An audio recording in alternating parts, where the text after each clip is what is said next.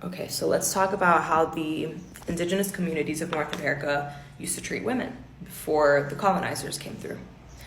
Earlier societies in America and elsewhere in which property was held in common and families were extensive and complicated, with aunts and uncles and grandmothers and grandfathers all living together, seemed to treat women more as equals than did the white societies that later overran them, bringing civilization and private property.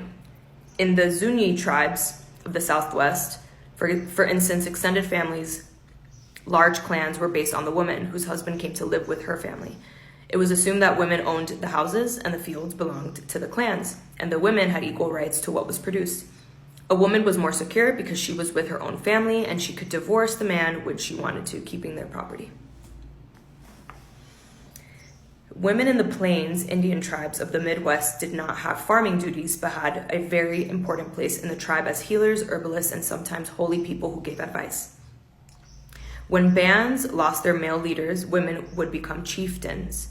Women learned to shoot small bows, and they carried knives because among the Sioux, a woman was supposed to be able to defend herself against attack. The puberty ceremony of the Sioux was such as to give pride to a young Sioux maiden. This was beautiful.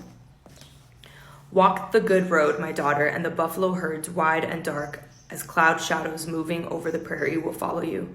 Be dutiful, respectful, gentle, and modest, my daughter, and proud walking. If the pride and the virtue of the woman are lost, the spring will come, but the buffalo trails will turn to grass. Be strong with the warm, strong heart of the earth. No people goes down until their women are weak and dishonored.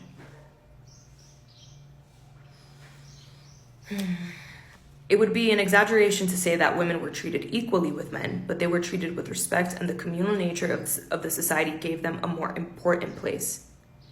The conditions under which white settlers came to America created various situations for women. Where the first settlements consisted almost entirely of men, women were imported as sex slaves, childbearers, and companions. In 1619, the year that the first black slaves came to Virginia, 90 women arrived at Jamestown on one ship.